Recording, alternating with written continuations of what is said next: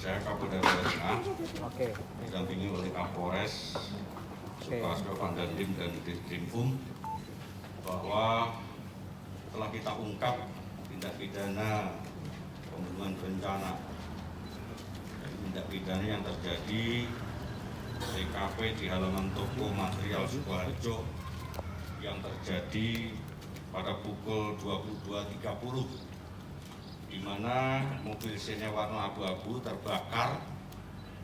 Kemudian dua orang saksi melapor kepada Polres, dilakukan pemadaman. Ternyata di dalamnya terdapat yang diduga mayat seorang perempuan. Kemudian kita identifikasi, lapor dan forensik kita benar bahwa mayat tersebut berinisial YP. Dari inisial ini warga Banjarsari.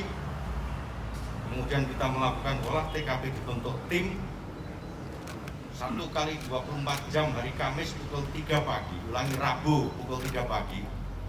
Pelaku berhasil kita ungkap dengan inisial E.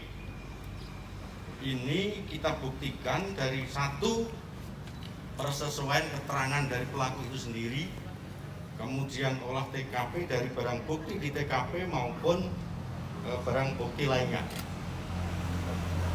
Jadi barang yang ada pada korban di antara handphone, kita lakukan pemeriksaan, adalah satu chat kepada anak korban yang mengatakan bahwa korban akan bertemu pelaku pada hari Senin. Dari itu kita kembangkan, akhirnya pelaku bisa kita tangkap, kita amankan. Berikut kita kembangkan. Dari keterangan pelaku, kita muncul TKP yang kedua. Jadi TKP yang pertama itu adalah terkait dengan pembakaran mobil. TKP kedua adalah di wilayah yang sama, di daerah Bendorsali di kandang ayam. Di sana kita temukan beberapa ceceran darah, kemudian alat sarana yang digunakan diantaranya adalah linggis, kemudian lakban, sandal, di mana di sana di TKP itu di mana korban dihabisi. Jadi dicoba untuk dibunuh dengan cara dipukul, kemudian dilakban, ditaruh di kandang ayam. Kemudian nunggu malam, bergeser rangkaian cerita itu sampai di TKP dekat toko bangunan Karjaya. Di sana dilakukan pembakaran, berhasil kita ungkap, baik Inafis, lapor, dan penyidik melakukan pengungkapan ini. Dan dalam waktu dekat akan kita kembangkan, kalau perlu nanti untuk melengkapi berkas perkara akan kita lakukan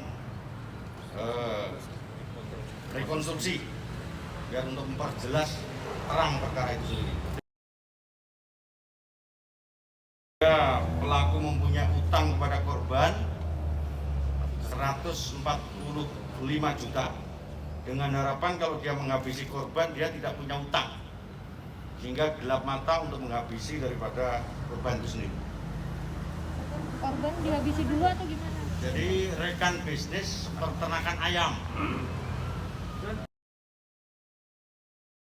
banyak 2 kali, kemudian diseret dan dilakban.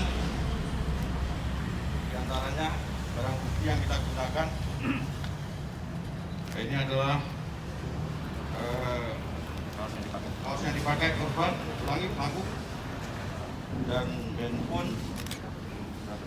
Bahkan ada surat, dikuatkan dengan surat perjanjian dari yang bersangkutan antara korban dan pelaku. Bahkan pelaku sempat minta PIN. Jadi PIN daripada korban ATM-nya itu diambil sebanyak 8 juta sebelum dia meninggal. Nah, ini sudah diambil nih. Di hari yang sama, selesai. Di hari yang sama, sebelum dibakar. Jadi dipukul dulu belum meninggal, dipaksa untuk memberikan PIN. Uangnya yang di tas itu 8 juta dirampas, kemudian PIN daripada ATM itu diambil di bank. Nah ini sisa uang. Nah ini sisa uang di dompet pelaku. Dompet pelaku. Ditangkap di mana itu? di rumah tersangka. Jadi dia menyangka bahwa kita bisa cepat mengungkap ini atas kerjasama lapor, kemudian Polres, kemudian tim Jatanras dari Polda. Pelaku tidak terima dan akan... Jadi yang ditagih itu 100 juta. Jadi hari Rabu itu ditagih 100 juta, mungkin dia gelap mata. Tetapi bukan gelap mata ya, jadi nanti perlu pendalaman dari para penyidik. Yang jelas alat itu sudah disiapkan. Jadi lakban, kemudian linggis, ini sudah disiapkan lebih dulu. Direncanakan ya. Artinya ada perencanaan di sana, makanya pasalnya adalah 340. Oke, jelas ya? Korban itu